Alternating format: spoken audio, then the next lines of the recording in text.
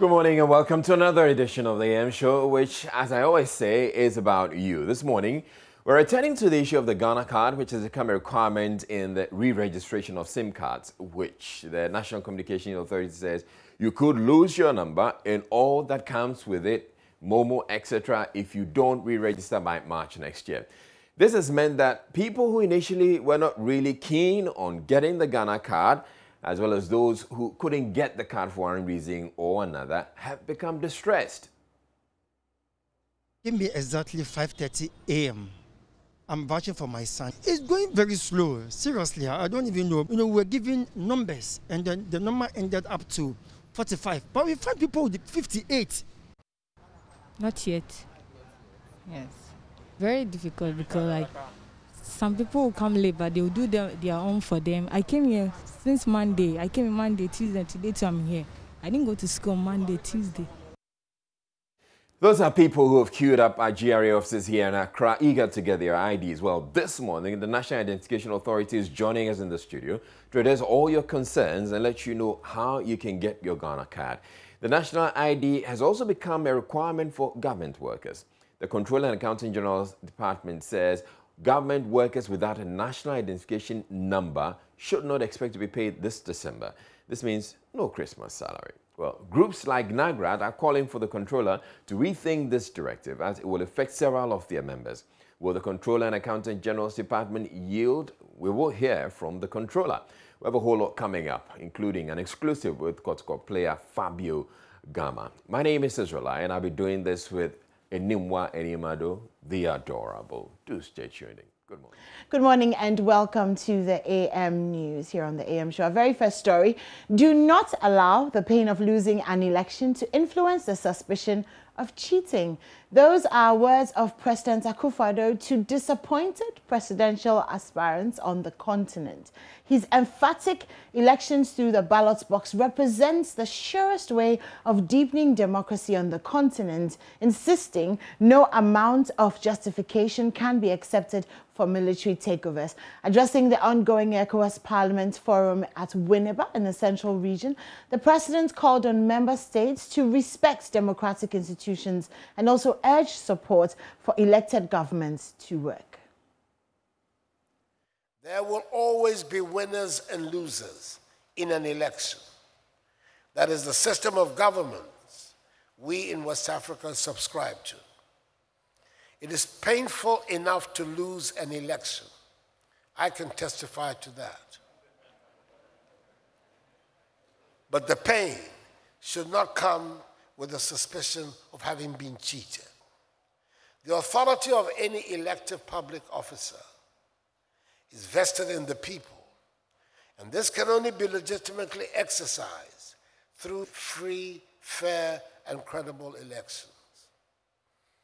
That is why, having dedicated nearly half a century of my life fighting for the entrenchment of democratic values in Ghana's body politic, the accession to power by any other means other than the ballot box remains for me wholly unacceptable, no matter the ostensible justification.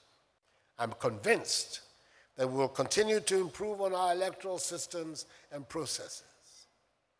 Out of duty towards our children and grandchildren, we must not give up when it comes to guaranteeing the integrity of the electoral process and consolidating peace through the establishment of accurate electoral registers, the due validation of candidatures, the material organizations of the ballots, and the proclamations of authentic results.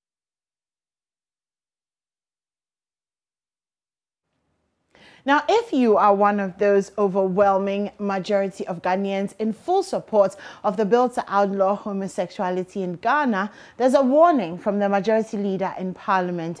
Oseche Mensa Bonso argues that the bill risks suffering an inevitable premature death unless proponents surrender it to the Attorney General.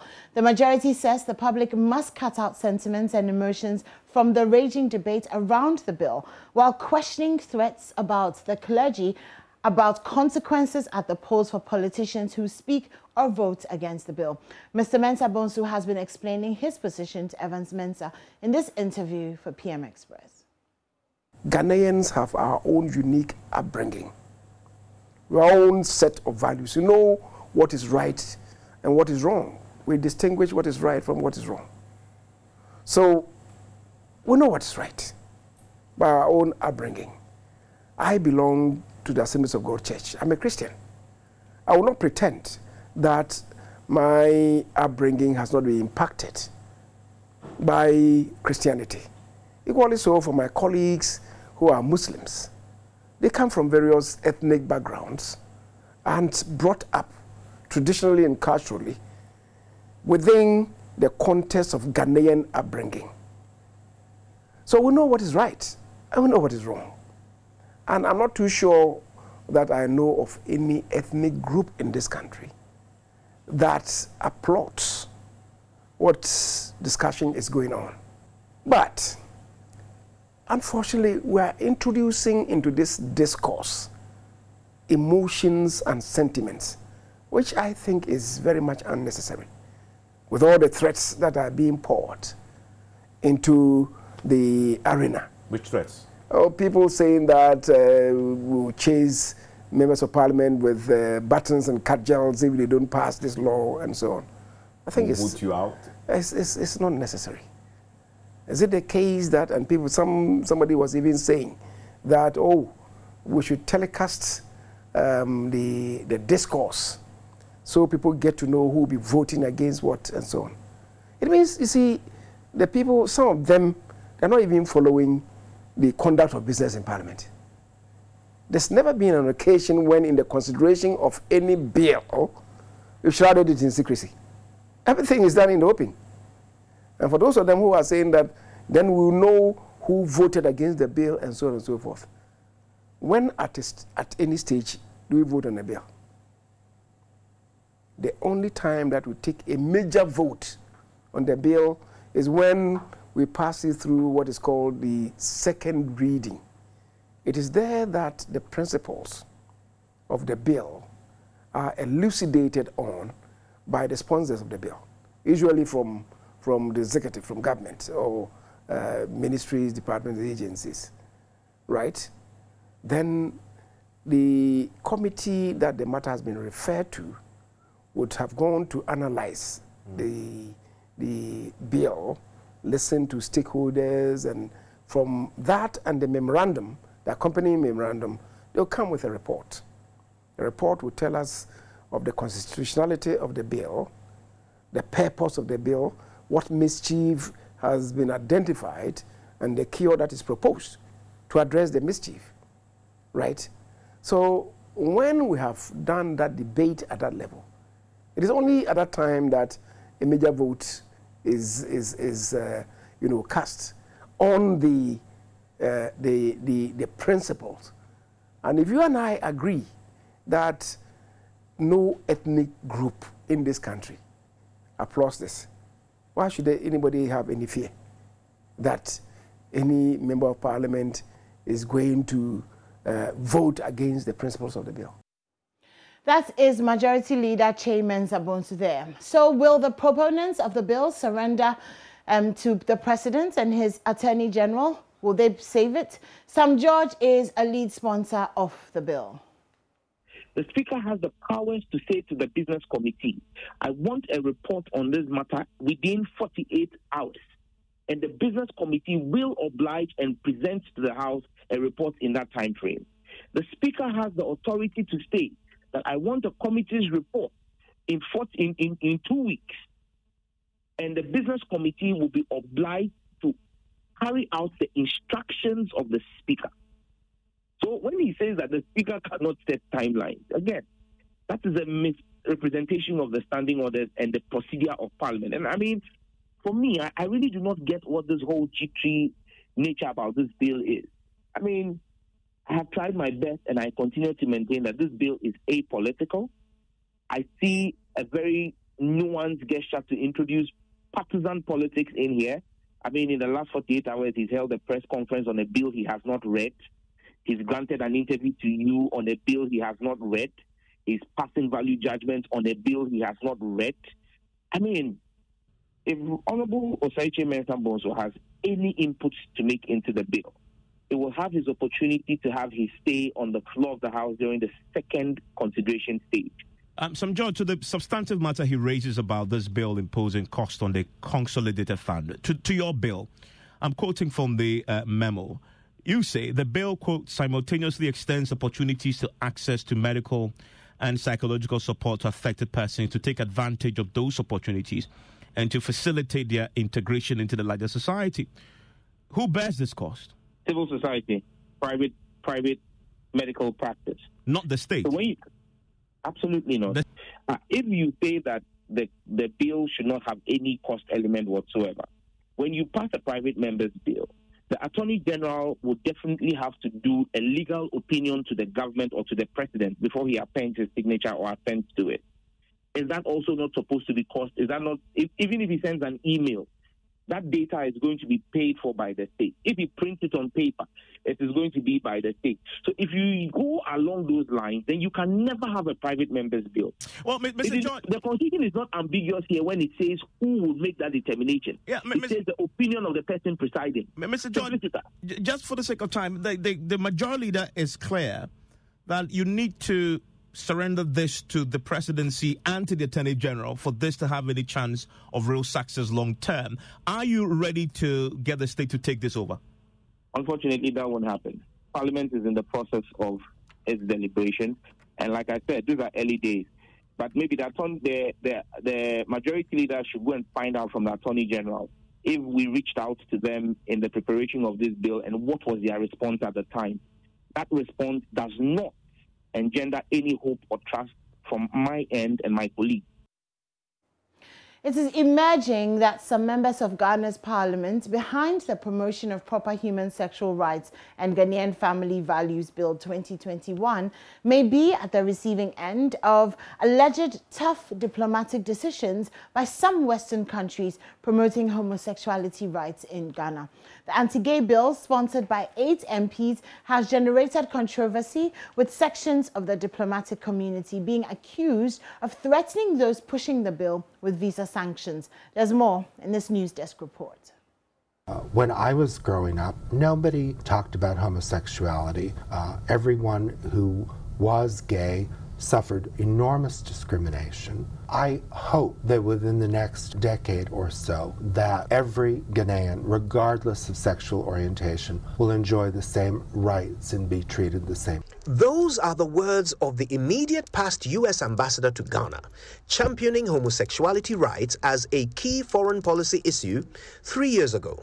The Australian High Commissioner, Gregory Andrews, sought audience with the Speaker of Parliament to push the agenda. For Australia, we would really encourage Ghana's Parliament not to pass legislation that would discriminate against the LGBT community or remove their human rights, or to ban or make it illegal for people to advocate for their human rights. We would find that disappointing. But this was shot down. We cannot be threatened in our homes. This must be stated loud and clear to those who have come to do business in Ghana, those who represent their countries and think that they are right. They can never dictate to us as to how to live or not to live in this world. The Parliament of Ghana will pass this bill. In fact, after an altercation at the Accra Sports Stadium with Anti-Gay Bill sponsor and Ningo Prampram legislator Sam George, the Australian representative is alleged to have threatened the MP with visa restrictions. He came and accosted me and threatened me that I would never get a visa to any European country. Then I said to him, well, he's in Ghana and I will not be threatened. Well, it is emerging that these threats are allegedly being actualized, as sources say MPs already risk bearing the brunt of the angry Western powers by way of visa denials. A senior member of the governing NPP, Dr. Arthur Kennedy, is on record to have alluded to this already having happened in writing. But Minister of Parliamentary Business and Majority Leader Osaiche Mensa Bonso, who says he is yet to be informed about these threats, insists it would be a futile exercise. If Parliament decides, all of us decides, that this should be the way, and the world is saying that well, we are against Ghana for this, then all of us are going to have to suffer for it. It's not going to be one person being a matter in this. Only time will tell whether indeed Ghana is set on a collision course with powerful Western countries, and whether the nation will pander to their whims and caprices. Now, drivers and passengers who use the Mensa Lorry station are calling for the immediate construction of a dedicated toilet facility in the yard. A visit by the Joy Clean Ghana team to the station, which serves as a transit point for thousands of people daily, revealed how both passengers and drivers are forced to use a makeshift urinal. That's not all. They have to cross the main road to access a public toilet. Manuel Kranting was with the team, and he now reports. What you are saying is what I don't want to listen, because you still use the facility. Heated exchanges between AMA sanitation officers and a urinal operator at the main bus terminal of the Kwame Nkrumah interchange. The washroom in question is the only functioning place of convenience in the yard, serving tens of thousands of passengers and drivers who use the station as a transit point. Where is your toilet facility for here? In case a passenger gets here and then he has a problem and he wants to attend nature's call, where does he go? Because you are supposed to have that here. Yes, these ones even were made by ourselves. When the station was rehabilitated, they didn't provide those things. Well, across the road, there are 2 toilets there. For here, we don't have it. It has become breeding grounds for diseases and attacks patrons with a pungent smell. A recent head of Environmental Health Unit of the AMA, Joseph Asetanga, ordered its closure. These are urinals both for gents and then ladies. The stench that is coming out from here is so unbearable, and they take 20 pesos upon urinal. Any individual who comes to urinate here, 20 pesos. Let's multiply the population per day, per the transit of passengers here, that you sit here to take money, and you cannot use and keep this place tidy. And you expect us to allow you to continue operating this urinal. So you can, the cameraman should shoot here and see. You take money economically, make profit, and you feel like you are making the profit and nobody cares to come here. I will not manage the place. I won't keep the place in order. But the operator of the facility disagreed with the directive. She denied any wrongdoing. Daddy.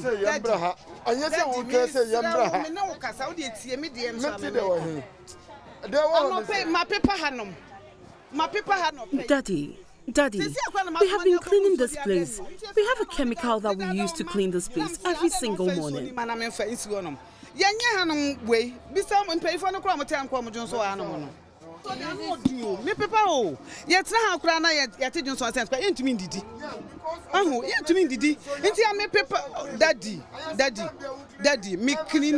In fact, I cleaned this place to the extent that one gentleman asked me why I like to work so much. So it's not as if we don't clean here. We actually do.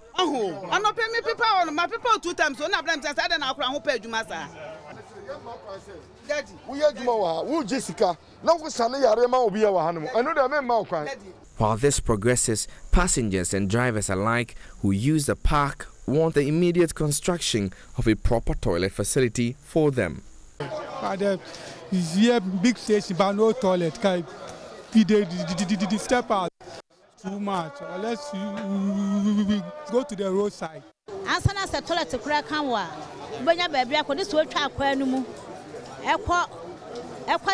are really suffering. We have to cross the road all the way to the other side before we can get a public toilet. They should help build one here for us.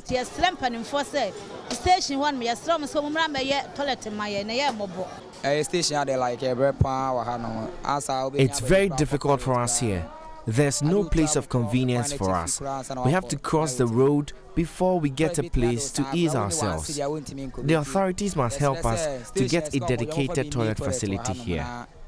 They have to help us and as you get one toilet at this station. If you want to do toilet, you have to cross the road before you go to toilet. So you are begging them to find toilet here for us. And that's it for the AM News. But of course, the AM show continues, and we're diving straight into the newspapers with Israel Lai and myself. Stay tuned in.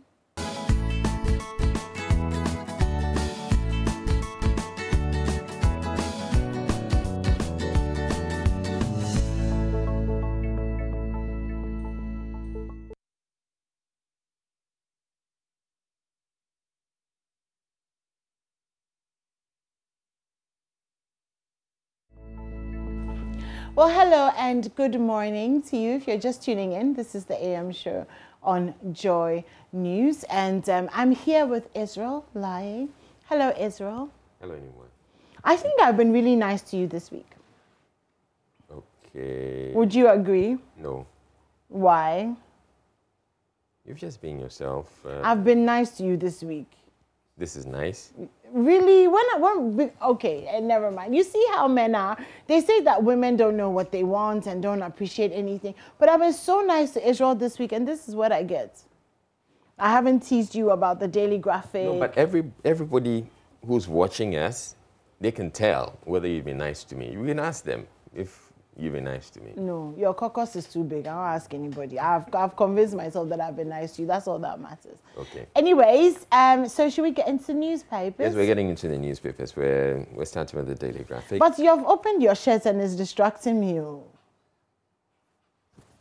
No, don't close it. I like the distraction. You wait. Oh. Wow. Okay. Should we get you a head covering as well? This one. Okay. Okay. Are you okay now? No, I'm still distracted. There's a gap. You see, you can't win. You can't win. But anyways, anything interesting in the newspaper? Okay, so we're starting with the... I don't want to suffocate. We're starting with the daily graphic. EC saved $90 million. That's election 2020. Reduced voting time to 3 to 5 minutes.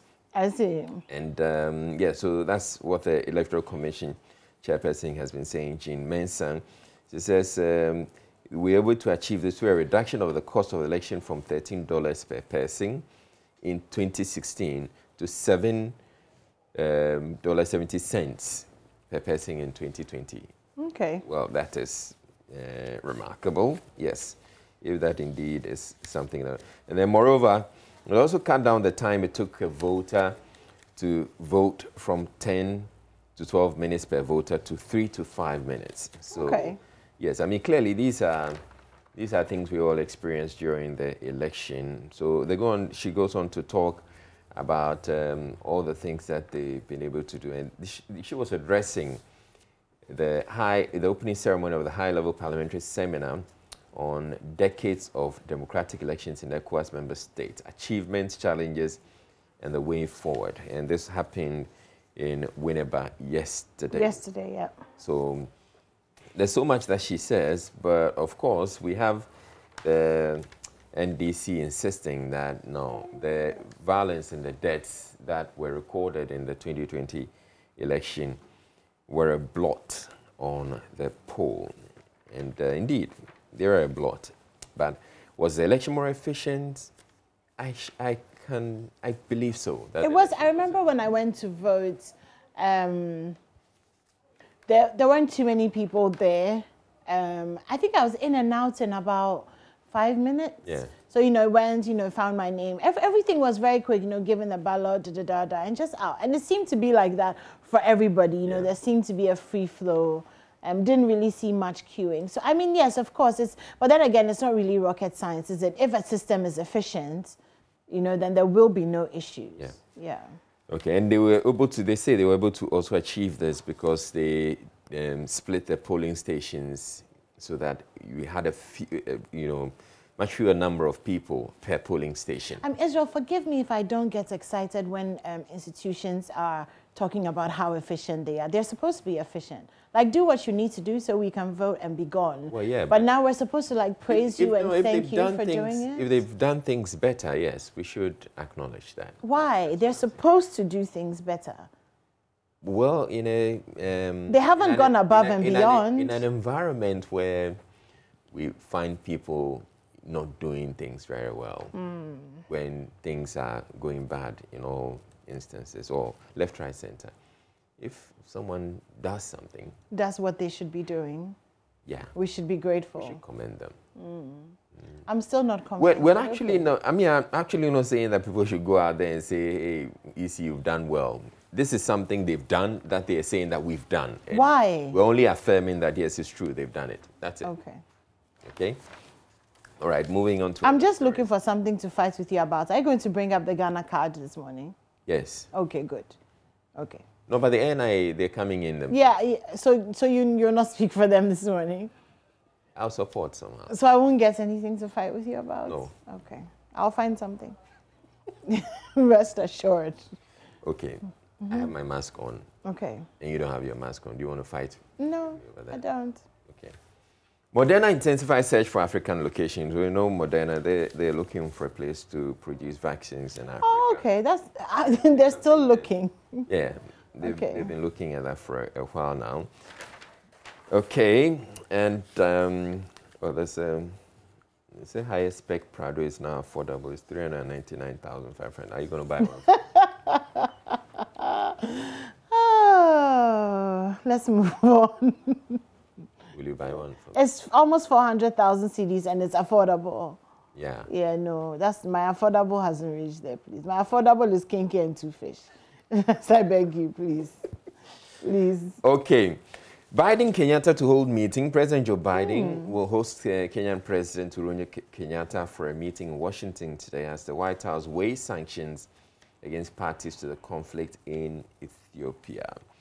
All right. And in health, successful treatment of breast cancer early detection is key. Men must support the national fight against breast cancer. Indeed. By encouraging the women in their lives and other women to take screening seriously. Indeed. They should also help. Exactly. I agree completely. Yeah. Yeah. So I hope you're getting all the help that you need. I intend to. What are you waiting for? 2,126 lives lost in road crashes. That's the MTTD saying that. The story is on page 16. So records from the MTTD indicate that between January 1 and July 31 last year, 9,520 motor crashes involving 16,226 vehicles had been reported. So 1,706 people lost their lives and 9,299 others got injured in those accidents. Okay, now that's worrying. So the story itself reads, Ghana recorded 2,126 fatalities from road crashes between January and September this year.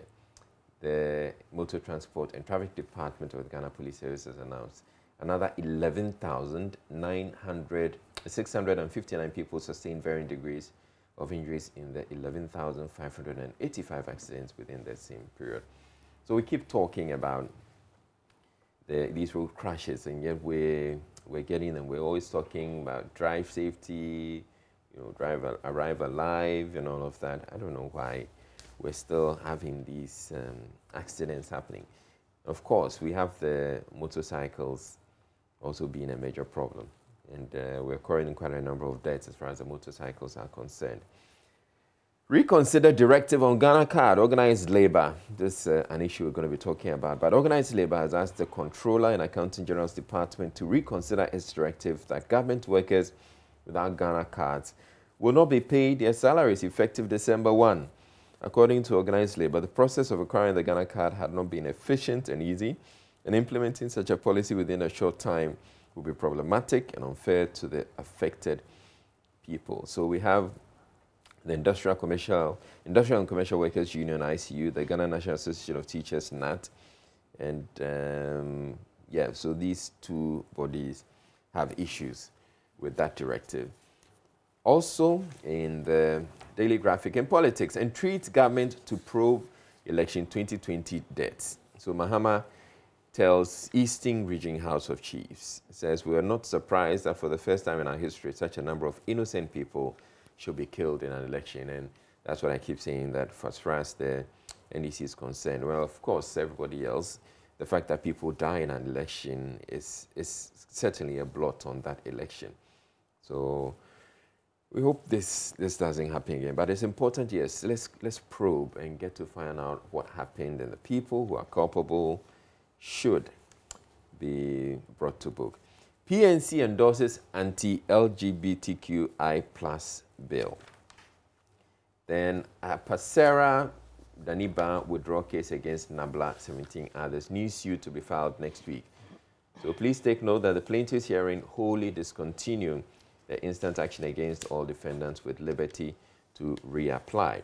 NDC communicator granted bail in incest case. So the NDC Central Region Communications Officer accused of having impregnated his daughter, Mr. Kwesi Dawood, has been granted bail by a Cape Coast Circuit Court. That's interesting. I did that story at the beginning of the week, I think, yeah.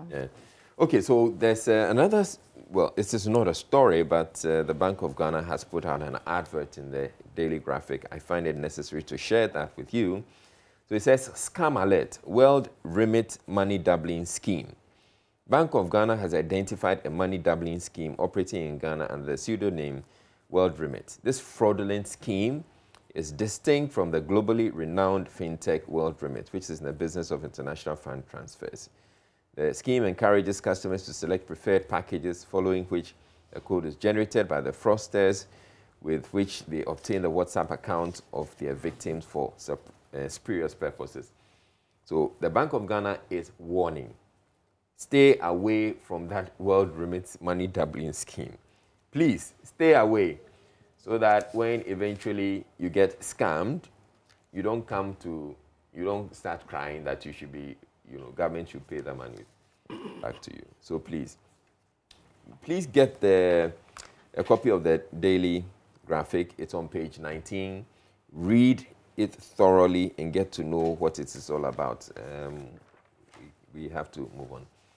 Now, LGBTQI+, morally wrong. That's a Muslim group saying that.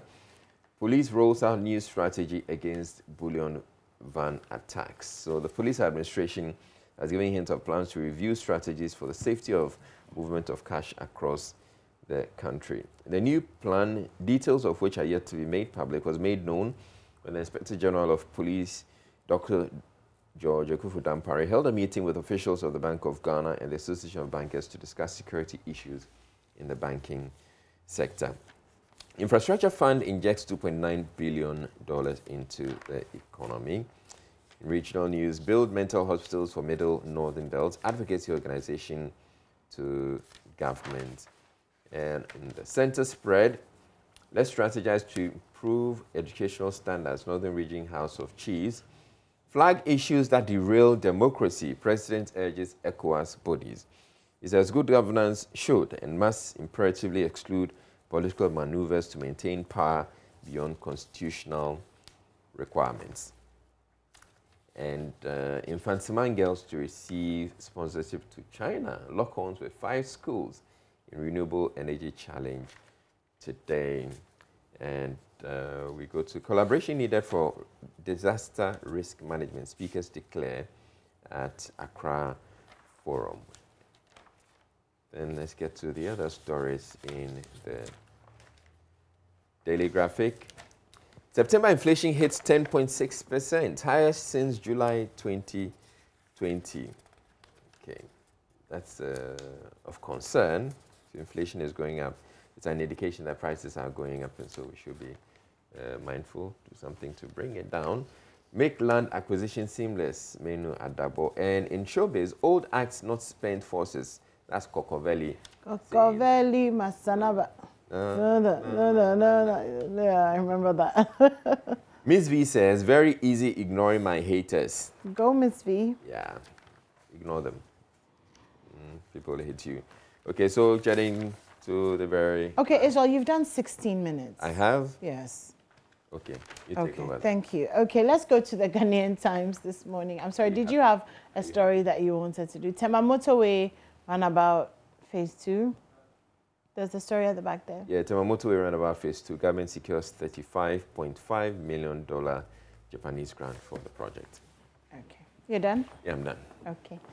So the Ghanaian Times this morning. Coup d'etat in West Africa. ECOWAS reviews protocols, that's according to President. Extraordinary session of ECOWAS Parliament opens in Winneba. And major earthquake hitting Ghana high at International Day for Disaster Risk Reduction. Essentially, they're saying the chances of major earthquake hitting Ghana is high. It's it's getting high. Should have brought a comma after Ghana so that it makes sense. You get it? Yeah. I know. Yeah, I get what you mean. My concern with the earthquake situation is the first place that comes into mind is the McCarthy Hill. Yeah, McCarthy Hill, but also on the way to Kaswa, on the left. If you're heading to Kaswa, I know there are a lot of houses up there, and you slowly see the hills eroding. Okay. And so Daniel and I did a story, and we went up there because at that time I think something had happened, and like the tin they crumble. It feels like it's crumbling. Shake. It's gonna have the houses. You're gonna have the houses tumbling down. Anyways, hairdresser in trouble for pouring hot water on son. So 42-year-old hairdresser poured water on her 19-year-old son for being stubborn. I see. Wow. Okay. 2 boys cyclists. You see, this is something that bothers me about our education and our socialization. I think that parents need to be trained on how to punish their children. Okay. Because you don't want to cause lasting damage. You want to rehabilitate. And there's a skill and a strategy because you're influencing the human mind and human nature. And so, I mean, pouring hot water and scarring him, he'll look at it and remember the pain, but depending on how he processes the pain, he could be worse or he could be better. Sure. But the way I see this is these people who go to such extremes to punish their children, I don't think they're thinking straight at the time. Yeah, no. No matter whatever training you give to these people, they may end up doing. But is it not also maybe because that's what they know? They don't know any better. It's true, though. So, I mean, anyway. Mass graves evoke stakes of faltering peace push in Libyan city. UN court rejects Kenya case in Somalia border row. Eswatini deploys army to quell pro-democracy school event. And Bost is saying that there's no adulterated fuel on the market. Tourism Minister inaugurates boards of 3 agencies. So with the bus story, they're saying that even though the tankers, some fuel from their depots were adulterated, they detected it as they were making their way into another depot, so they didn't get onto the market. Oh, we thank God for that. Airports Divisional Police Command reaches out to transport operators. PWDs working at toll booths lament maltreatment, job losses as revenue collectors. So the contracts of about 389 persons with disabilities working as revenue collectors at some toll booths across the country have been terminated since August last year. Oh, that's very sad. Okay, so this issue also came up yesterday on News Desk. It turns out that it was more of a performance appraisal, and they didn't perform, and so they had to. And it's not as if they got rid of the PWDs and put able-bodied persons there. They put other PWDs. I'm sorry, there was non-performance? How much? And theft and all of that. Okay, because how much skill really do you need to collect ticket? Collect money, give ticket. Collect money, give ticket. So you do that, and when they call something shortage, so it turns out that you're supposed to have collected so much money, but then when they check, they realize that you've taken some. Yeah, you don't have that much. Okay, so basically you've taken some. Okay, yeah, but you don't have that much. Well, okay, so let me talk about this earthquake thingy for a second. The potential of a major earthquake hitting the country remains high, with devastating and costly consequences should it occur. NADMO is advocating on immediate full characterization of the country's earthquake hazard to assess the likely effect on people and structures. I mean, even the raining, like we haven't finished dealing with raining. Like, can you imagine, like, Charlie. I'm not even gonna do the story, but you know, take a minute and read up on some earthquake protocols, I think, so that you know what to do if something like that happens.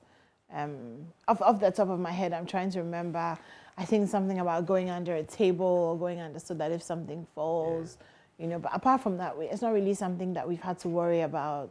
Something we should have a conversation about, like, you know, sensitize the people. Yeah, get that. Okay, motivation of teachers critical for student development. Muslim groups commend Sam George over LGBTQ plus advocacy. Good morning to you, Sam George.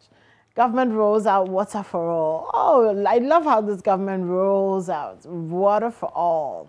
Amen, hallelujah. Newmont's Achim mine pays 111 million Ghana cedi dividend to government. Okay, inflation up 10.6.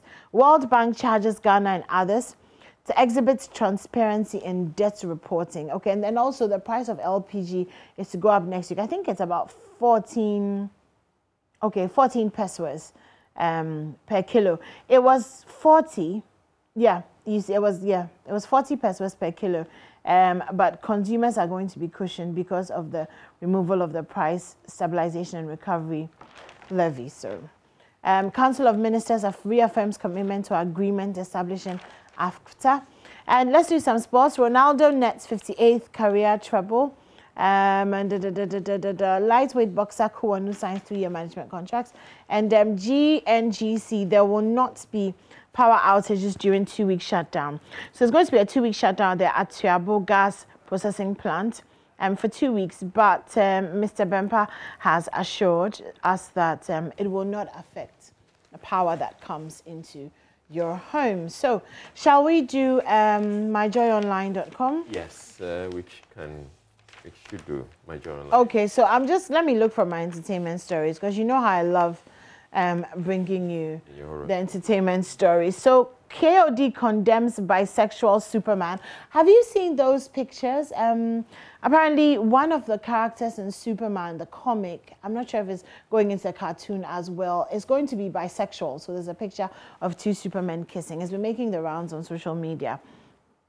And of course, we were expecting, okay, so the main character in the new Superman cartoon series, John Kent, is bisexual. And we were expecting this kind of strategy at some point. They've done it. Those who are pushing the whole homosexuality thing have done a great job of desensitizing us to seeing you know, gay people or lesbians making out on TV. I hope they don't try that with James and all of that. But yeah, okay. I hope they don't try that with James Bond. I will see. A gay James Bond, which reminds me, oh, there it is. Yeah. Okay, so my journal line, we have my journal line ready. So shall we go to? Yeah, sure, go ahead. Anti-LGBT bill, let Attorney General take it up, or it could be an exercise in futility. That's a majority leader saying that. Don't allow pain of losing election influence suspicion of cheating to defeated presidential aspirants. And I'm thinking, look, this is quite a jab, man. Man murdered at Suame Nomanje in Kumasi. Saglemi housing saga, Collins Dada trial adjourned to October 21. Ongoing SIM card re-registration will be the last of its kind. NCA assures Ghanaians, we hope so. Minority in Parliament initiates move for review of 1992 Constitution. Okay. Every one of Akufo-Addo's Arabian King-style trips will be accounted for after recess. That's Kujotua Blakwa saying that. Circuit Court grants bail to NDC's communications officer, and I'll strategically protect some MPs if elected as MPP chairman. That's Asamoah Boateng Asabi saying that. Okay, so still ahead, the Minister of Youth and Sports, Mustafa Yusuf, has tasked the new board of the National Youth Authority to be innovative to meet the demands of the Ghanaian youth. Okay, so we'll bring that later. But that's coming up in sports. So yeah. Do stay tuned in. We have sports coming up right after. Before we go, did you see the Hearts of Folk picture? Yes. Your people. Yes. So what are they doing in the eyes? Jojo, do we have the picture? Yeah. Okay. So They are acclimatizing. yeah, you know, it happens. This is not the Jojo. There's another photo. Let's. We don't have the other photo. This is the photo. No. No, this is the photo. We don't have it. So what is happening? And this happens in everywhere. You see the players getting into buckets of ice. Okay, it's some you therapy. see, with other teams, it's to relax the muscles. But with this one, what they're actually doing is trying to get them ready so that they can deal with the cold weather when they travel. But what is your problem with that? Well, has anybody stated that they have a problem? Because there are people who are suggesting that the Accra Suffolk players are being bathed in some juju potion or something. Juju water. Oh, really? But that's not the case. How do you know? Get us the other photo. We don't have the other photo. Hey. No. I will pull up this photo. If you guys refuse to pull up the photo, I have the photo on my phone and I'll show it to everybody else. And then they'll see that. Okay, so anyway, we're going to take a quick break. No. Hold on. We're not going to take any break. Yeah, just wait. I'm going to pull up the photo. And yeah. Okay. We can't see it. No, you're going to see. Because they are refusing to pull up the photo. Okay. Is this also juju? Wait, I don't see anything. Is this also juju? I don't really see anything. I don't see anything. I do see... It's time for sports. Now it's time for sports. Now I see. Yeah, anyway. When Oreku comes in, Oreku can tell us more about it. And Oreku is suddenly going to make the situation better.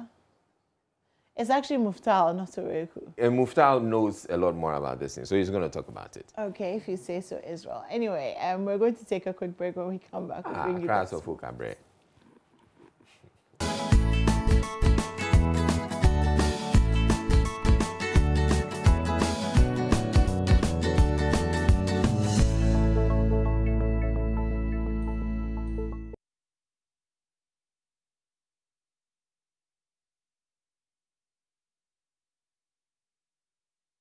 Right, so this morning we're returning to the issue of the Ghana card, which has become a requirement in the re-registration of SIM cards.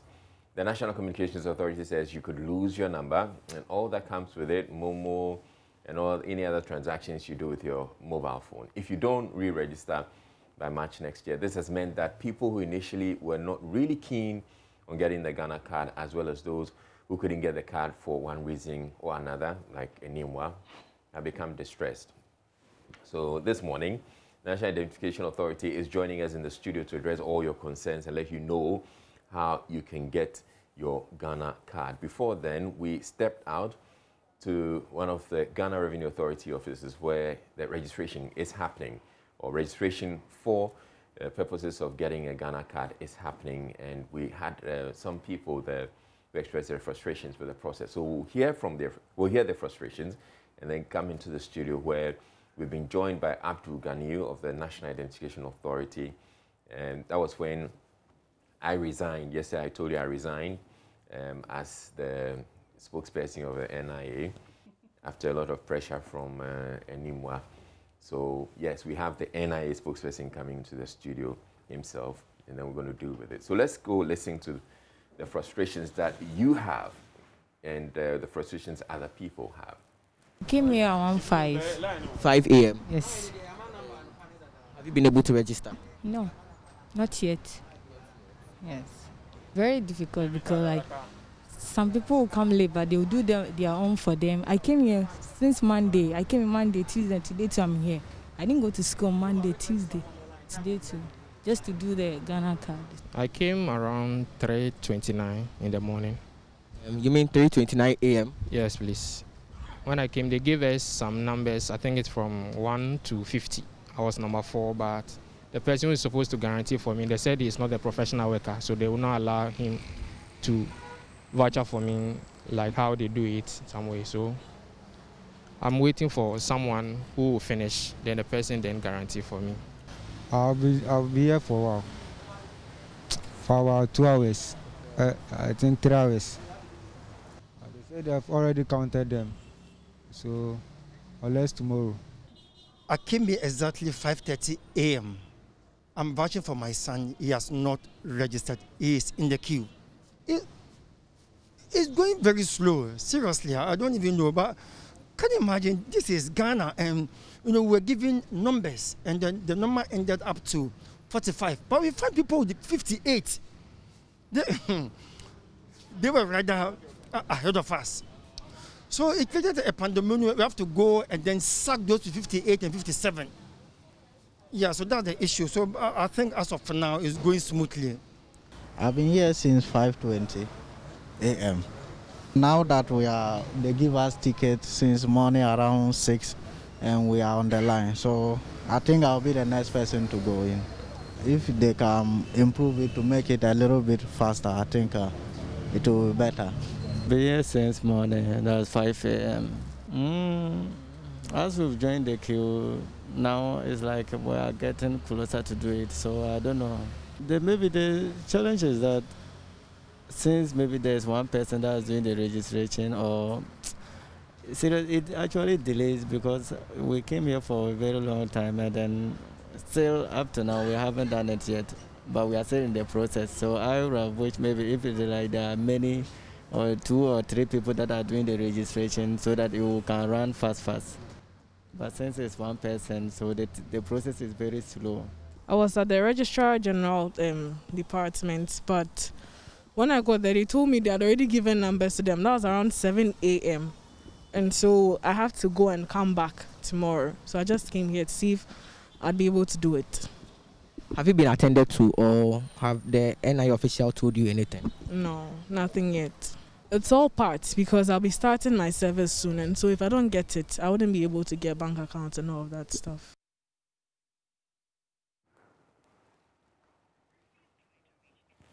All right, so we get onto Twitter too because we have a number of the Ghana card is trending. It's trending. Okay. Number so 2. Second only to second only to to boobs. Yeah. Yeah. Wow. Interesting. I mean, Abdul. So it tells you how seriously people are taking. Yeah. Yeah. Okay. So Abdul is in the studio and he's going to be explaining. So here's one of the comments that says, "Very soon, if you don't have Ghana card, you can't breathe air in this country. You have to go and buy some from Côte d'Ivoire." The spelling of Côte d'Ivoire for me. Okay, then. Tried registering my old man's SIM with the new Ghana card, but I get this message: are 85-plus-year-olds not eligible to own a SIM? Let's see the picture. Invalid date of birth entered. Person should not be less than 15 years or greater than 85 years. Really? Yep. Why? For now, I mean, the first phase of this registration is for persons who are 15 years and above. Yeah, but 85, I mean, you can't be more than 85 years. Yes. In that process, the person would have to come so that wait. adjudication would Wait, the 86 or 87-year-old person has to leave their home and come. That would be coming with somebody, I mean, with the help and support of someone, so that we can confirm, ask some questions, do some adjudication. Why? And eventually. That's unreasonable. Why?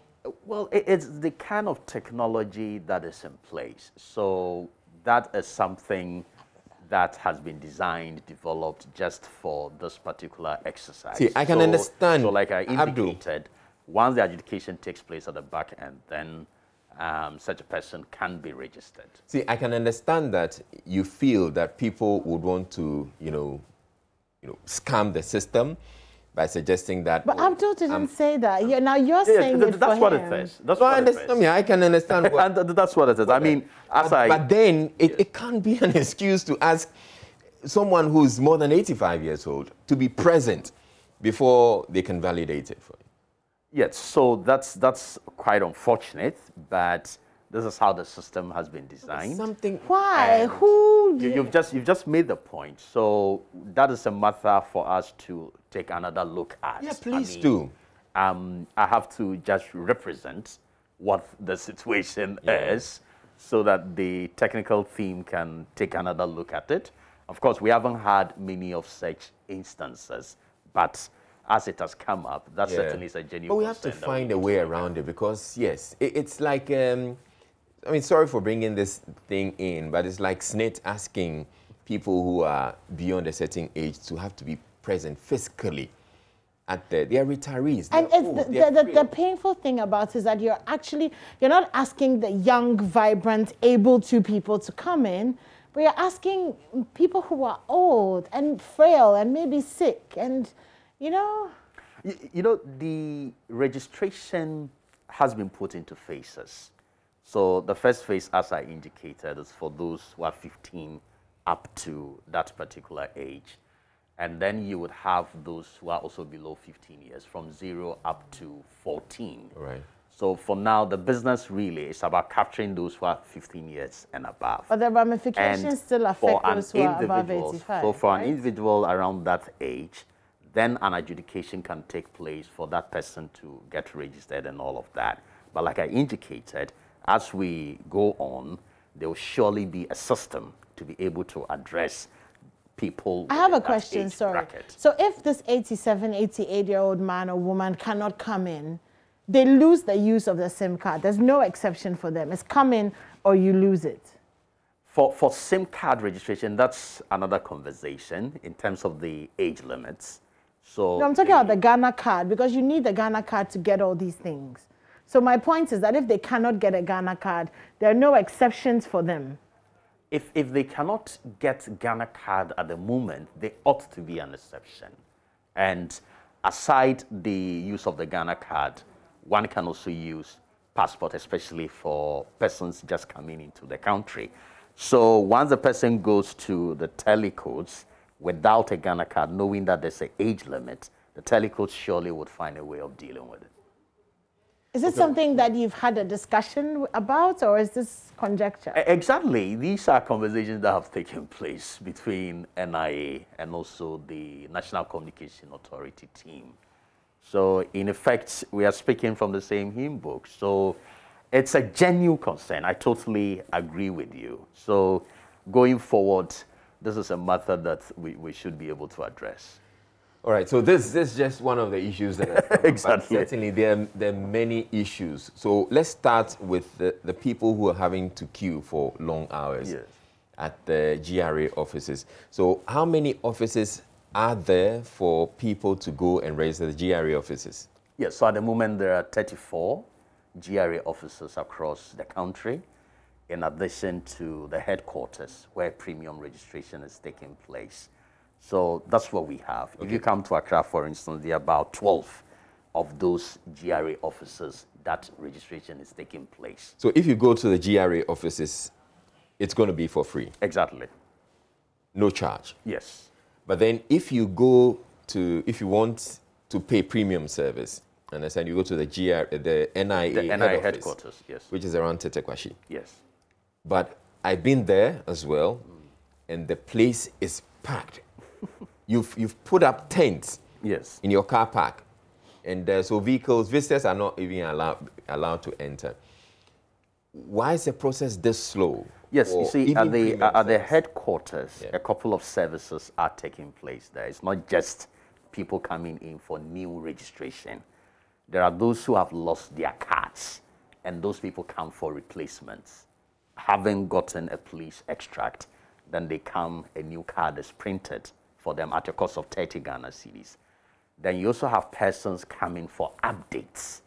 So say wrong spelling of a name, or somebody has gone to even add a name to his or hers, then the person comes for that update, which will lead to the printing of a new card. So you have quite a lot of people there seeking these services. Then we also do the foreigner identification management system, where foreigners who have lived in Ghana beyond 90 days are able to come to register for the non-citizenship card. So when you come and see that crowd, the impression you get is that all these people are here to go through new registration, but that really is not the case. You need to take your time, go through the inscriptions that have been provided for people to sit at various tents. Then you would appreciate that all these people are coming for different services that the NI offers. Right. Yeah. Why is the process so slow for those in the GRA going to the GRA? The process is basically slow because there are only 34. And we have registered about 85% of the population. I keep referring to the 15 and above. So you still have some 15% representing over 4 million Ghanaians going by the population and housing census who are yet to register for the Ghana card. So if you have only 34 centers, you would expect queues. And especially so when the NCA has announced SIM card re-registration, Controller and Accountant General has announced the fact that people need Ghana card before they can continue accessing salaries and whatnot. So as and when we are rolling out any of these integration or harmonization, clearly it creates anxiety, it puts pressure on people, and you are going to have them go out there and queue in the numbers that we are currently witnessing. Or else 2 months, 3 months ago, if you went to any of these centers, they were virtually empty. You understand that? But as soon as it's announced that your Ghana card will be a requirement for SIM registration, then obviously it puts pressure on people to go out there. But you were expecting that pressure, were you not? Exactly. So we've been expecting that pressure, and to be able to resolve the issues of queues towards the end of October, we will establish permanent regional and district offices where people can go there and register for free. Why now, though? Why didn't you establish these offices before October, so that when this SIM registrations, because you said you were anticipating the exactly the offices can easily be established. It's just a matter of finding the physical space, but you also need officers to go and work in these offices. All this while, our only operational office has been at the headquarters with limited staff. So in the mass registration, for instance, we had to recruit temporary staff to go around the country and undertake the mass registration exercise. So that came to an end September 2020. That then means that you have to go through a very long process of recruiting staff, training them, then you can deploy them to this regional and district officers. And we are talking about recruiting some 1,500 officers. We are at the end of that now. I'm thinking that that should have been a lot easier, especially when you have recruited some people, volunteers for the mass registration exercise. So you have people you've already worked with. How difficult is it to transition them to become... Israel, it's not that easy. You see, we are a public sector organization. It's not just a question of calling someone and handing the person an appointment letter. You have to go through what the processes are in the public service. So from September 2020. So you see, aside just putting these numbers together, you needed clearance from government, from the Minister of Finance to be able to recruit. Before you even get to that point, you must go through Public Service Commission for them to look at your establishment list, whether that is justifiable or not. So it involves quite a very long bureaucratic process. So once you satisfy all these requirements, then you put out an advert. People apply, you would have people get shortlisted, you have to interview some 3,000 or more people because you are looking for about 1,500 people to recruit. You are done with that. Give them appointment letters, they go through a medical process. So it's such a long process, and we've been going through that. Thank God, we are now at the end of it. What is left now is to get those people trained.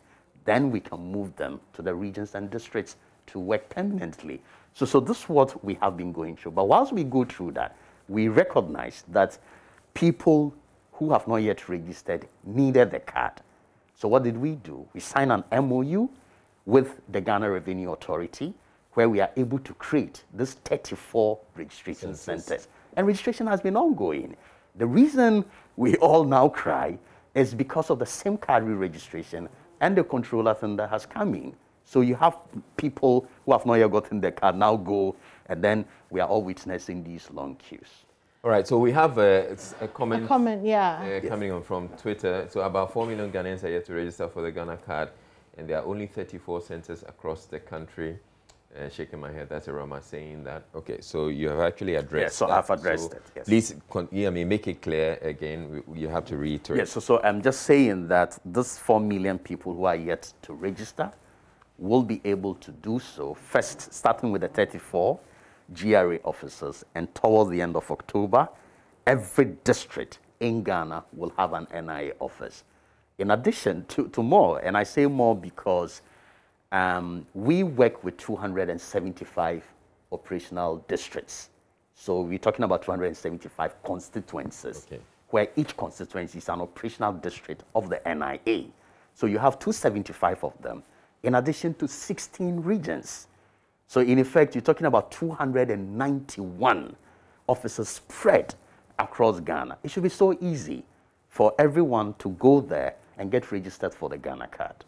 All right, and you're saying that this is going to be free at your... It's going to be free, so as long as it's the first time registration for every Ghanaian, it is free. So payments or fees and charges are applied in circumstances where you go to a premium center, that is number one, or when you have lost your card and you are looking for a replacement, then you pay the 30 Ghana cedis. Okay. Or when an update is done leading to the printing of a new card, then you pay the 30 cedis. But there's also what we call the institutional registration. So multimedia call on NIA, come and register our staff here, and you should be 50 people and above. Okay. So that one, each person pays 100 Ghana cedis. And that is institutional registration. So we do that for quite a lot of institutions. Then you have the household registration. So you sit at home, invite us. You should be 5 people in the household and above. We come and register you. Each person pays 150 Ghana cedis. So these are the fees and charges that we've taken to Parliament, which have been approved. How about a community coming together or a neighborhood coming together, especially for some of these people who are old and frail and can't be in your office? I mean, I'm thinking that's an idea for people out there who are old and frail. The community can come together, have the 5 people that he's talking about. And you say for those people you're going to be charging... Yes, a community can come together, but they will not still fall in the realm of an institution or a household. So we can do what we call mobile registration. All right. So within that district, we can move a team to a whole community. We have informed them. We'll be there for 2 days, 3 days. So they gather. We get them registered. For free? For free. Okay. So that can still happen. That's a good idea. But that will only come up when the district and the regional offices are set up. I hope you get me. For now, we may not have the personnel to move into communities to get people registered. But by the time the regional and district offices are fully established, we'll have permanent staff working in all these districts. So there we can do that. Okay, so I think this would be helpful for those people, those who are old and frail. And I'm sure for aged homes and people who can mobilize together, mobilize like that, they should be able to take advantage of this. And I'm sure there can be some special dispensation if you have 10 old folks coming together and they're saying that we can't move to the place if you come over to us. So within that household, that can happen. But then once it falls in the realm of a household, they would have to pay the 150. No, but you should have some special dispensation. Yes, so the community registration system, yes. So that one is practicable. That can be done. Right. So yes, let's know what your issues are. I've brought a number of them up, but I'm sure there are many more that you guys have. So we have Abdul Ganiyu here. He's here to answer all your questions. One of the questions that also came up yesterday is, even though we're talking so much about the Ghana card, the Ghana cards are still not being recognized in banks. At least we had one person tell us that. Why is that so? Well, I don't know at what point the person went to the bank and it was not accepted. But as we speak, Ghana card is accepted. The challenge was to build an electronic verification platform. Yes. so that the banks will be able to verify your information or data. Has that been done? That has been done. That has been done. Exactly. A pilot has been successfully carried out on the platform with CalBank, all their branches, currently now onboarded. I know Fidelity Bank is onboarded as well, UBA. So not all the banks are on board. Yes, so the banks themselves have to build some infrastructure because it's about procuring the verification machines and being ready at all their branches. So as and when they are ready, they write to NIA and our partners. Then so you said which banks are... UBA. UBA is currently onboarded. CalBank is onboarded. Fidelity Bank. Okay. And I think Stanbic. Just 4 banks. For now. So at that point, the responsibility is on them. So as and when they are ready, okay, so then it's likely that many people will go to so they are queuing, yes. They will go to the banks and their cards will not be accepted. If we're only dealing with 4 banks as we speak. Yeah, so we have to be expeditious in the banks themselves getting their infrastructure right and then signaling us for the onboarding to be done. So at this point, on NIA's part, everything has been done and we are ready for onboarding to take place. Okay, should we take some phone calls now? Because I'm sure a lot of our listeners, audience have questions for you. We have Yakubu calling us from Wale Wale. Yakubu, hi, good morning. Good morning, madam, and good morning to the cherries of your news. Thank you. So what question do you have? Yeah, not a question, but I want to stress on Mr. Israel or you people talking about the old age people. Actually, these are people who have chronic disease like kidney, diabetes and stuff. And some of them can't even move. So I think Mr. Abdul Ghani, my brother, they should consider that issue and make sure they have other alternatives. This is really, really disheartening. Indeed. Okay, and thank you so much. I will urge them to also work on their system to make sure to facilitate the process. Okay, thank you very much. Let's move to Kofi Teria calling us from Koforidua. Kofi, good morning. Good morning, madam. Okay, so what's the issue? Yes, the issue is that I try to re-register my SIM, but anytime I go to the telcos, what we realize is that they can't scan the Ghana card to get the data. So this has been my challenge. And so how do they get the data, Kofi? Come again? So if they can't scan to get the data, how are they getting the data? So I don't know. So I couldn't re-register my SIM. All right. Yes, you know when you go to the telcos, they take your picture, they take your this, and instead for them to capture the data on the card, they have to scan the card. So they put their phone or their gadget at the back of the SIM card, and it can go through. Okay. I went back to the NIA office, and they said the card is cool. Everything is there. I came back to the telcos and still the problem. So I don't know what to do. Okay. Abdul, do you have anything to tell this person? Well, for what I can say on that is that the telcos will have to address that. That means that they have a system that seems to not be in sync with the NIA system. So it all comes down to the infrastructure at that level. All right. Samuel is joining us from Takrade. Samuel, good morning. Hello, Samuel. Hello. Hi, can you hear me? Yes, I can. Good morning. So what's your issue?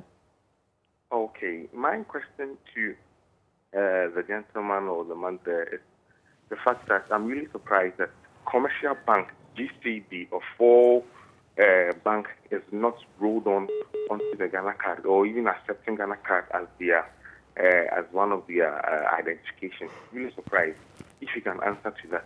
Secondly, some of my colleagues, their friends, have a little bit issues with their Ghana card in terms of date of birth, in terms of change of name and all that. Can he also touch on that, where or how they can go about in changing of these particulars of them on the Ghana card? Thank you very much. Okay, thank you for that. Do you want to? Yeah, so date of birth, if it has to be changed, then the person must get an affidavit and a gazette. and that applies to the person's name as well. All right. So you must bring the affidavit and the gazette, then the NIA can do the change and then print a new card for you. So do they go to the GRA offices? No. So that service can only be done at the headquarters as we speak. Or at the end of October? Then at the end of October, the regional and district officers. So I have this one also coming in. Nana Kwejo Kumi says, some of us registered for our cards the very moment the team came to our district, but still haven't received our cards due to the fact that there was a change in the center number, which caused our cards to be sent to a different district. We're told the card will be retrieved from those districts, but for almost 2 years now, we still haven't received our cards. What do we do now that there has been this directive? You see, in the month of June, we went on an issuance blitz, and we took cards that were registered in all districts to those districts. And we'd announced that, a couple of press releases here and there, public education. But trust me, by the time June ended, we still had very few people coming for the cards. Okay. So as we speak, we have over 1 million cards in backlog. They are just sitting on our books. They have not been collected. And that's inventory that we have to manage, which is at a huge cost to us. So it's not really in our interest to get people registered and keep holding the cards. But as soon as people hear SIM card registration, everybody's out there looking for a card. Where can they get the card? You see the point? Where can they get it? So they can get the cards by end of October, when the district and regional offices are set up. Now, for persons who registered at places where the GRA offices are currently located, where we have registration centers, they can go there and their cards will be issued to them. Okay. I hope you get me. And then persons who also registered within the Ayawaso, West Wuogon constituency and the Leisure Kuku constituencies, they can go to the NIA headquarters and their cards will be issued to them. Okay. Okay, so we have Alexander joining us from Mataheku. Alexander, good morning. Hello, good morning. Hi, so what's your issue this morning? I want to know those of us who have registered and we have not received our card. Okay. I think that question was just answered. Yes, it was just answered that if you've registered and you've not received your cards, apparently your cards have been printed. Abdul Ganiyu says about 1 million cards that have been printed, and that when they open the district offices, they're going to send all those cards back to the... In fact, they're actually in the districts as we speak. The cards are in the district. Exactly. So, but you can't retrieve them until the... No, not yet. So until there are officers there to work. All right. So that should address your issue. So I have this one also coming in. Ni Akwa Mensa II says, Senior, I am having serious issues with this very directive. I did my registration during the first mass registration. Up to now, I have not received my card. Personally, I have been to the head office on a number of occasions from one excuse to another. The last one they gave me is my card has been printed, but the center where I can pick my card is currently locked due to NIA being understaffed. I still have the message I received after registration. So exactly. So it's the same answer. So end of once October, the offices are open, that office will be open. Okay. So Niakwa, person can pick his once the offices are open, you can get your card. But if the registration took place within Ayawaso West Wuogon, then he can go to the headquarters for it to be issued. Okay. We have some more. Okay. So we have AC from Cape Coast. AC, good morning. Good morning. Hi. So what's your problem?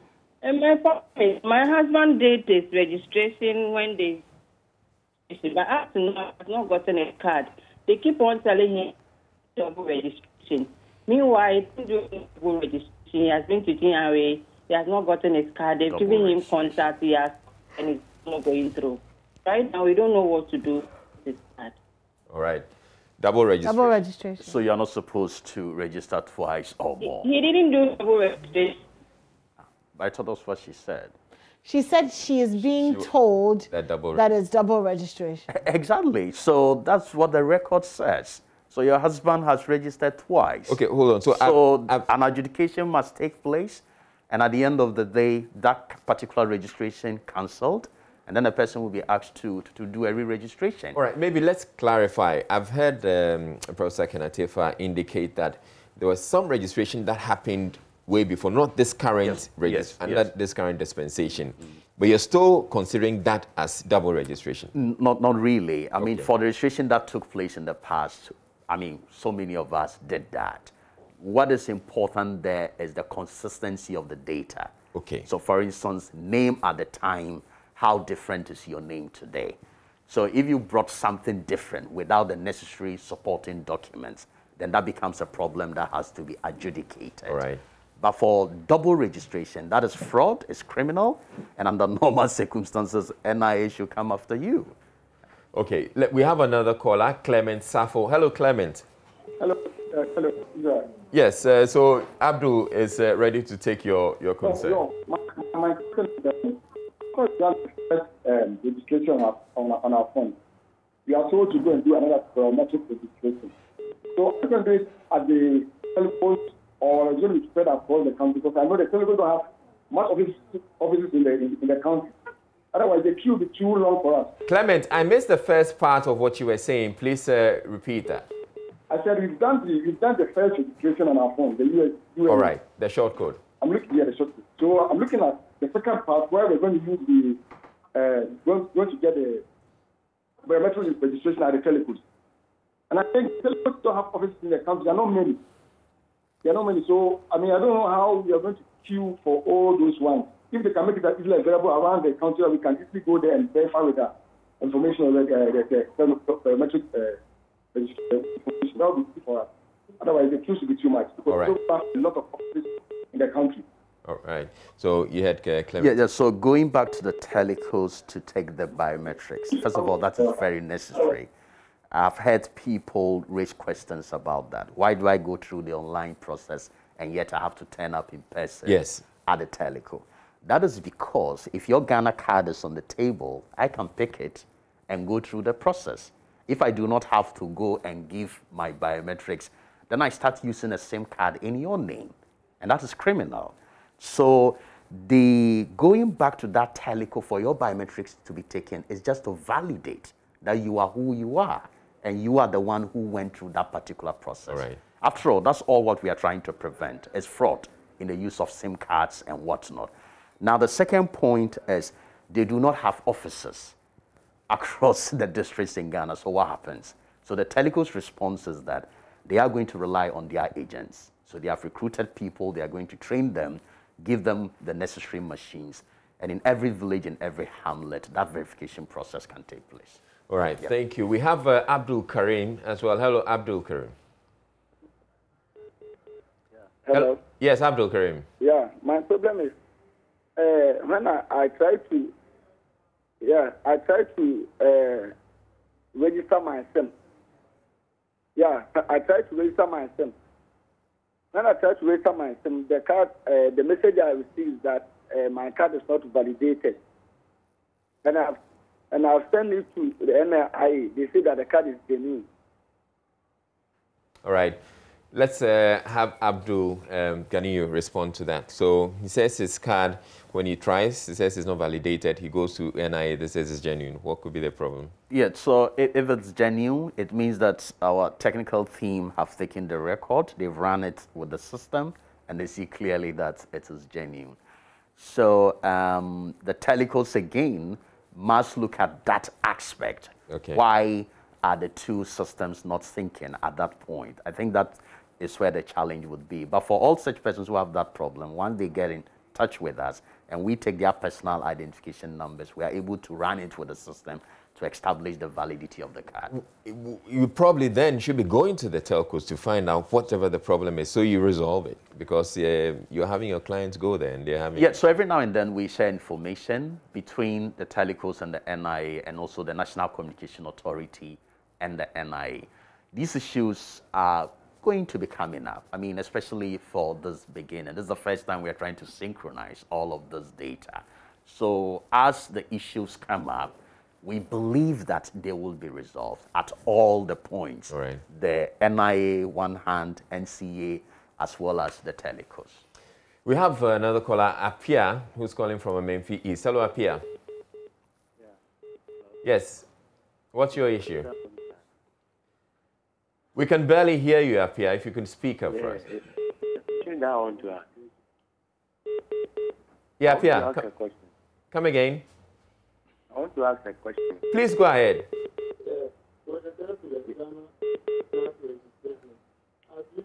We can't hear you up here. Let's go to Ziema from Techiman. Ziema. Yeah, please, I want to know, is it really true that you pay if you want to register? All right, so you pay if you go to the NIA head office, but if you're going to the GRA offices across the country, you're not going to pay. And you're also not going to pay once they start the registration in the district offices, district and regional offices from the end of October. Sure. So that's what we have from. All right, so do we have any more calling? Otherwise, there's another message that I have, which I'll bring to your attention. So Safia Ibrahim says, they refused to register me, even though I went there with my husband. My husband was registered, but they denied me and asked me to go and bring affidavit from the court, in which my husband and I went and brought, but they still insisted that it was supposed to come with a note. We told them that was all they gave us. To my surprise, I was still denied the registration. So now, what will happen to my businesses and my interactions with the bank? Please, I know that there are women that wear the same shoes like me out there. I'm a Nigerian woman, got married to a Ghanaian man with children. This matter should be looked upon, or have we committed a crime by intermarriages? No, so if I get this, the husband has been registered. The husband has been registered. And has gotten his card, yeah? But she couldn't register. She is not being allowed to register because... Good. Then she ends on the note that she's a Nigerian. So she's not a Ghanaian. No, but they're married. No. Our laws doesn't say that once you are married to a Ghanaian, it makes you a Ghanaian automatically. No. The citizenship laws of our country do not provide that at all.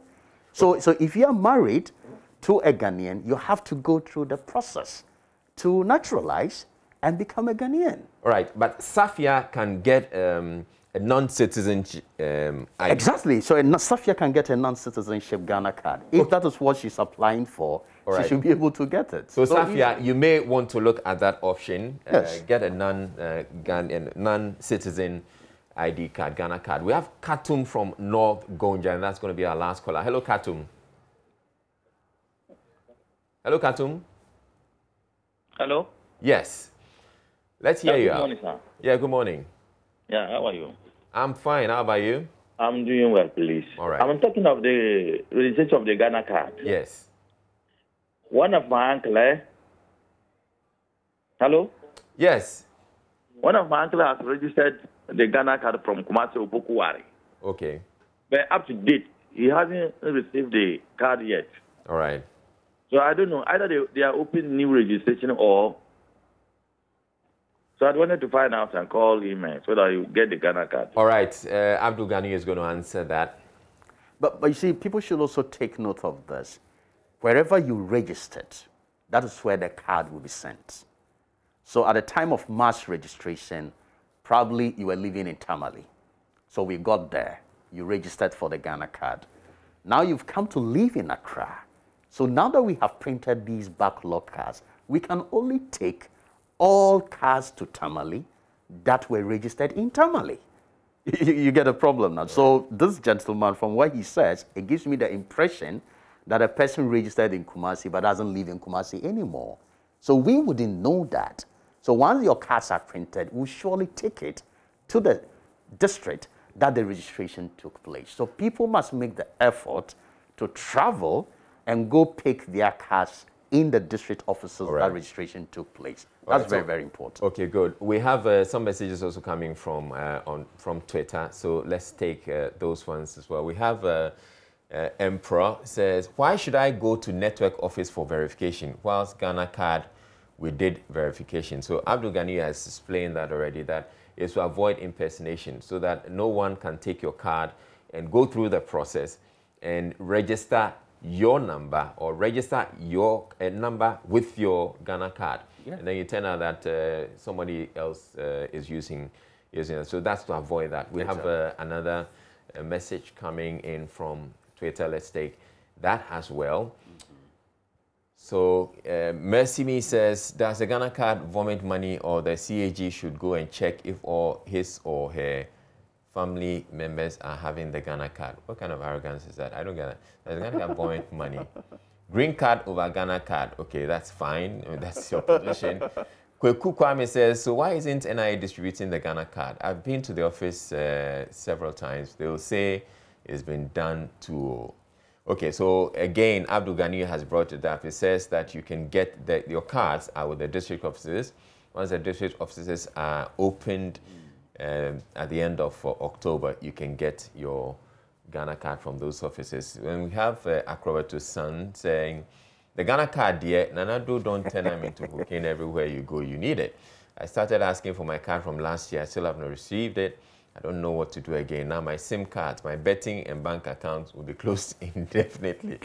I'm so sure you're worried about the betting, your betting account. But yes, as it's been indicated, you can get these cards from the district offices at the end of the month. So, well, thank you very much, Abdul Ghani. I think we've exhausted the issues that people have. Sure. But I'm not sure we've exhausted them, actually. I'm sure people will still keep having issues.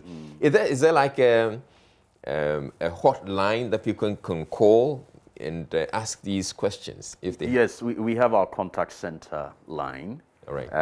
If I can. So Abdul Ghani is going to share that contact service, that contact service line. So you can call in and ask all your questions and get these issues resolved for you. But I'm sure if you go to the NIA website as well, you can get to see that. Maybe we should pull up the NIA website and let people get to see what it is like. You can go there and we get to visit the NIA website. And they're also on Facebook, I believe. So you look out for them and go there and see whatever it is that they have. Okay, so the contact center is 0242. All right. 43 8615. Let's put this number on the screen, please. 0242 438 8615. 0242 43 8615. All right, so you take this number, 024 243 8615. No, exactly. Let me be sure that we have that. No. What you give me on the screen is... so 0242 43 8615. 8615. So, yes.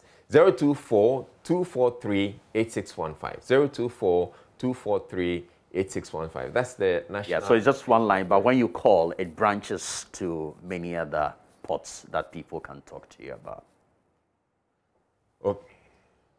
Okay. All right. So that's what you have on your screen. The number is out there on your screen. So you can call them and they should be able to address all your issues for you. Thank you very much, Abdul Ghani, for coming in. Thank you very much for having me. All the insights that you've shared with us.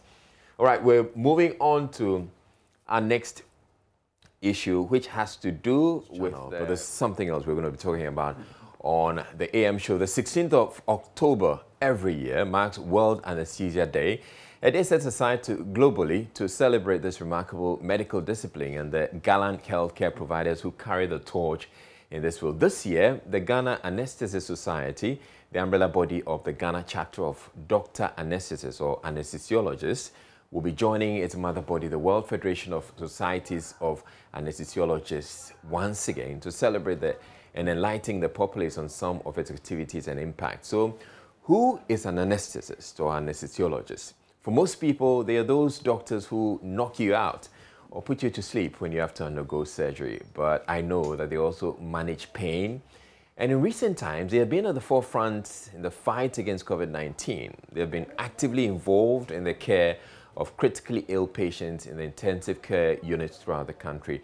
Joining us to tell us more about the commemoration of World Anesthesia Day is Dr. Thomas Winsum Anaba.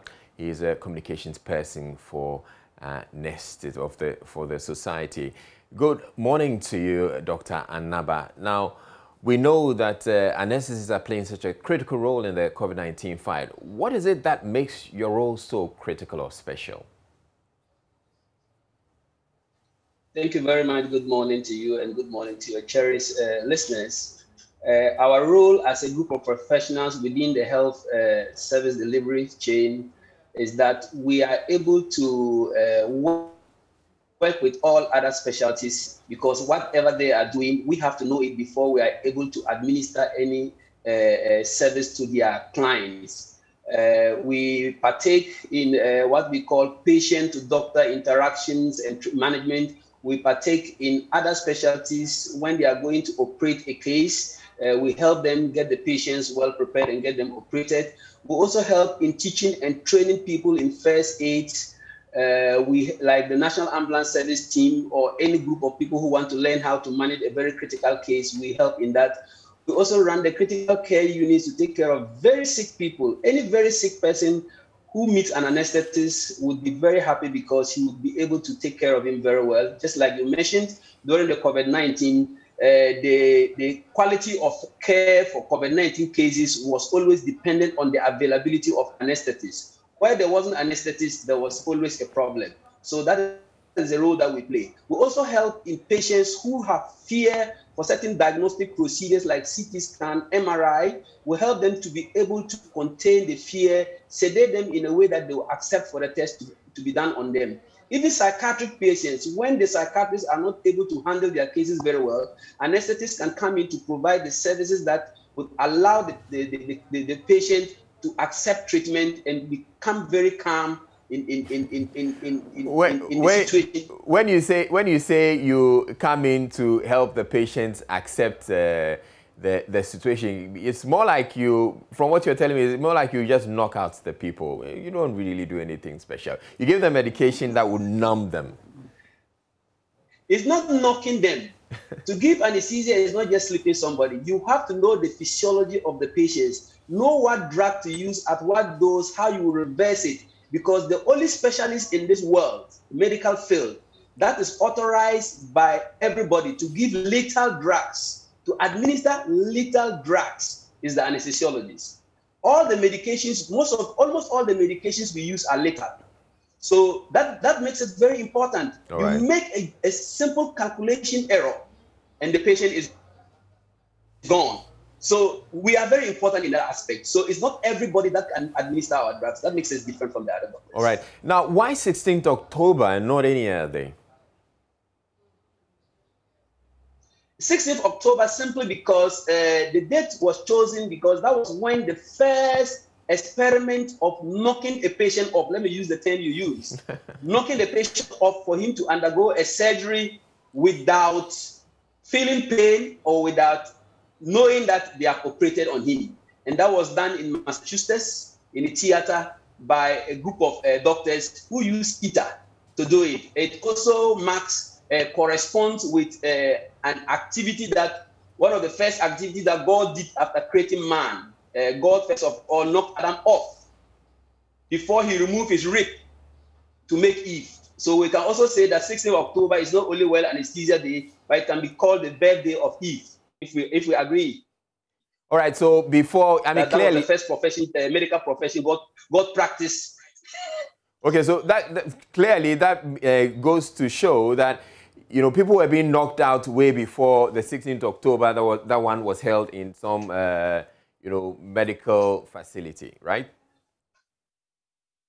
No. There were experiments, but there wasn't any successful experiment that could let the patient be motionless, pain-free throughout the surgery. All right. But the 16th of October marked the success of those experiments. All right. What are some of the activities your society is undertaking for the celebration? Some of the activities we're taking for the celebration is to reach out to people, is to advocate about the importance of seeing anesthesiologists before going for theater, so that when your surgeon tells you to go for theater, you try to really go to see the anesthetist before you go. We are trying to reach out to hospitals by giving back to society what we have earned from them. We are mobilizing to give to almost 500 and something newly delivered women some gifts to commemorate the day. This is one of the most topical, the most important activity we are doing across the country to celebrate the day of anesthesia. All right. How does one get to become an anesthetist? Do you go through medical school just like all other doctors? Yes, you go through the medical school. When you complete, you do your attachment or your housemanship, if you want, with the anesthesia department. You start learning from the base. After that, you do the membership program with the Ghana College of Surgeons and Physicians that was established in 2007. When you finish the membership, you now work to become a fellow. And when you become a fellow, then you become a fully blown anesthesiologist. So that is the trajectory of somebody becoming an anesthesiologist. Medical school for 6 years, membership for three years, and then fellowship for 2 to 3 years. Then you become a fellow. All right. That is how you become an anesthesiologist. All right. Thank you very much, Dr. Thomas Anaba. I would have to leave the conversation here because I'm sure you're having to go knock some people out for a surgery. But thank you very much for making time to speak with us. And we wish you all the best in your celebration. Thank you very much for having me. Thank you. All right. So you're still here on the AM show. We're bringing you showbiz next. So stay tuned.